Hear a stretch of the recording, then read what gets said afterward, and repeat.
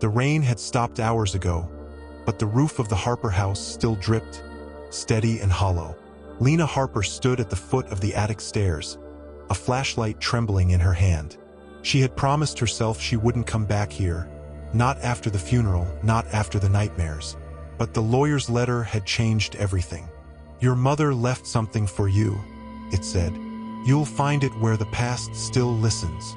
The attic had always been that place, a museum of dust and echoes.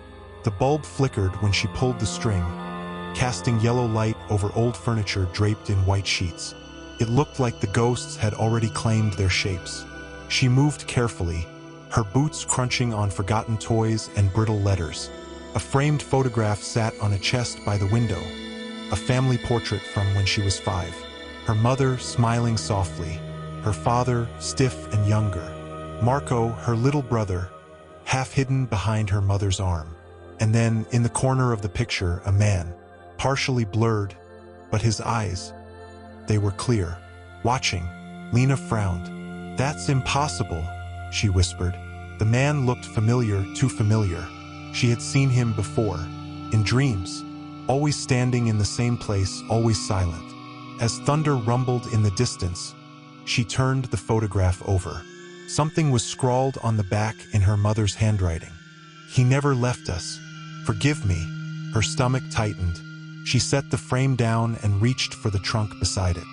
Inside were letters, a broken locket, and a small, cracked Polaroid camera. Curiosity overrode fear. She pressed the button. Click. It whirred, coughed, and spit out an old film, blank. Then, from somewhere under the floorboards, came a sound. A single knock, then another. Slow, deliberate. She froze. The flashlight flickered again. "Hello?" she called. No answer, only the groan of old wood shifting beneath her feet. She crouched, shining the beam along the floorboards. One plank was darker than the rest, newer. It didn't belong. Her breath quickened as she pried it up with a rusted crowbar. Inside the gap lay a small leather-bound journal and something wrapped in cloth. Her trembling hands unwrapped it, revealing a photograph. Her mother, and the same man from the attic picture. They stood together, smiling like lovers. On the back of this photo, a single line, "You promised you'd tell her." Lena flipped open the journal. The writing was frantic, page after page of guilt and grief. "He wouldn't leave. I begged him to understand. He wanted to protect the children from me, from what I did. But I couldn't let him tell." The final entry was dated the night her brother vanished. "He's in the house again. I have to end this." Lena's pulse hammered in her ears. She looked around the attic, suddenly aware of every creak, every shift of air. And then, softly, behind her, a whisper. "You found me." She spun around. The light flickered once, twice, and then steadied. A shadow stood by the window. A man. His face was pale, edges blurred like an unfinished photograph. Lena backed away, clutching the frame. "Who are you?" He stepped closer. His voice was barely human, dry, distant. "You know me." The attic air grew colder. The scent of smoke drifted in, old smoke, from a fire long dead. He lifted his hand, pointing to the photo still clutched in hers. "She buried me here, to keep you safe." Lena's mouth went dry. You're Jonathan Pierce." He nodded slowly. "She loved me, but love turned to fear." Tears welled in her eyes. "My brother. What happened to Marco?" The figure's expression twisted, a mix of sorrow and rage. "He saw me. He wasn't supposed to. She sent him away, told you he ran off. But he saw what she did." The room groaned, the walls shuddering as if the house itself were listening. Lena fell to her knees, the truth crashing over her. Her mother hadn't been the victim. She had been the secret keeper and the grave maker. "I'm sorry," Lena whispered. "I didn't know." The man stepped closer until his outline began to fade, dissolving into the air around her. "Then let me rest." The bulb shattered, a flash of white. Darkness. Silence. When Lena awoke, dawn light spilled through the cracks in the roof. The attic was still. The photograph on the chest was blank. The family gone. only the faint outline of a man's hand remaining.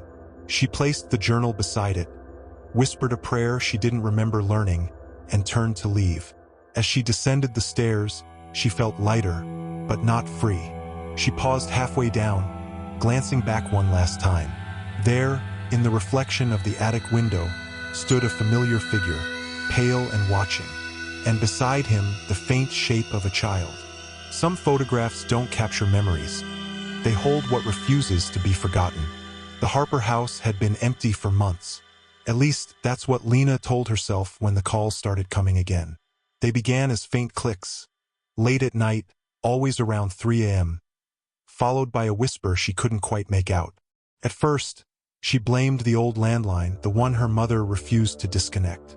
But when she unplugged it and the calls still came, echoing faintly through the attic floorboards, she knew something had followed her home. After finding the journal, she'd burned it, or thought she had.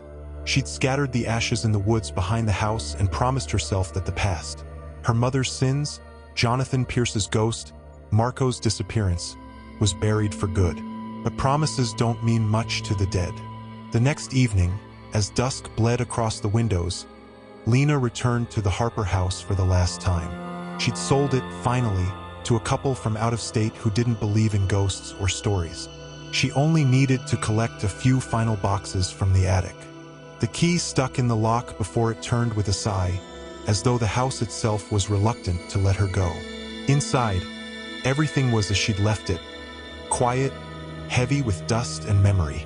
But there was something else now, the faint smell of smoke.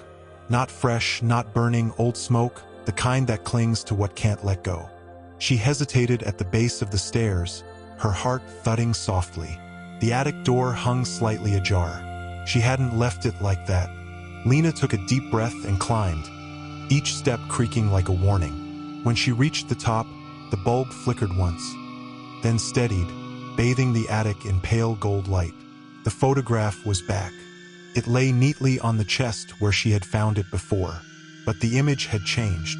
The figures, her family, were gone entirely. Only one remained now, a young boy standing alone in the middle of an empty room. Marco. Her hands trembled as she picked it up. "No," she whispered. "This isn't possible." The air shifted. The light dimmed. From behind her came the faint sound of small footsteps. Lena.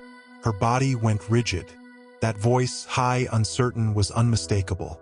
She turned slowly. There, standing in the far corner of the attic, was Marco. He looked exactly as he had in the photo. 7 years old, hair tousled, wearing the same striped shirt from their last summer together. "Marco," her voice cracked. How are you?" He smiled faintly. "You found him, didn't you?" Her throat tightened. "Jonathan Pierce?" "Yes. He's gone now. I let him rest." Marco's expression shifted. Sadness? Disappointment? Something deeper. "He's not gone. He never was." A shiver crawled down Lena's spine. "What do you mean?" Marco looked past her, toward the window where the night pressed in. "He said he needed you. Said you'd finish what she started." Lena's breath caught. "Finish what who started?" He stepped closer, his eyes glinting like glass. "Mother." The air around them thickened, heavy with static. The bulb above them buzzed, the light flickering in rhythm with her pulse. "Marco," Lena whispered. "What happened that night?" "The night you disappeared." He tilted his head. For a moment, his face blurred, like the man's had before.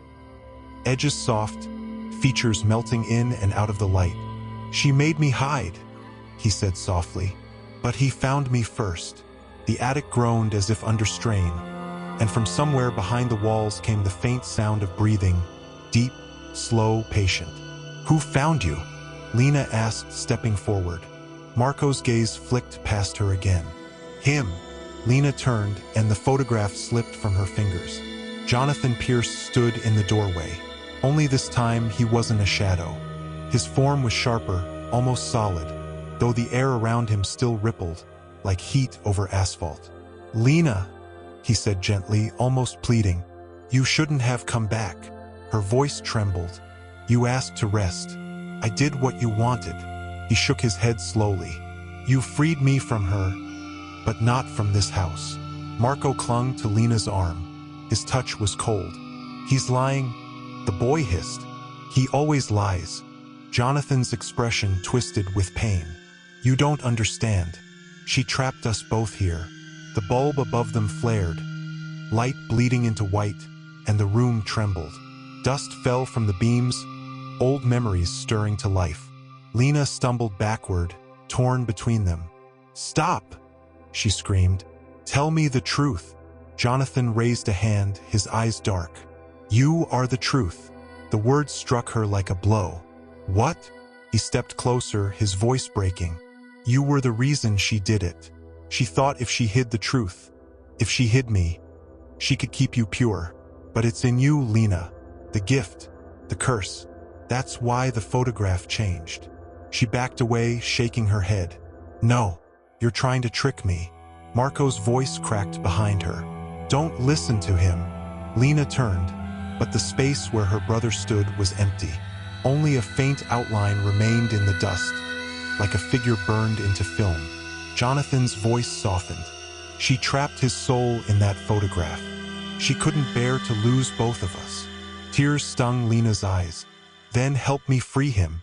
Jonathan's expression darkened. There's only one way. He pointed to the Polaroid camera still sitting on the chest. Take the picture. Lena stared at it, heart pounding.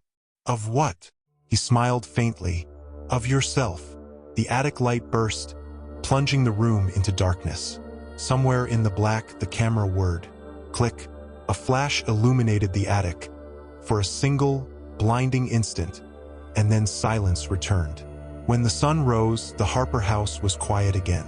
Dust floated in still beams of light. The attic door hung open, gently swaying in the breeze. On the chest sat a new photograph. A woman stood alone, staring out the attic window, her face pale, her eyes distant. Behind her, faintly visible in the reflection, stood a young boy and a man, all three smiling.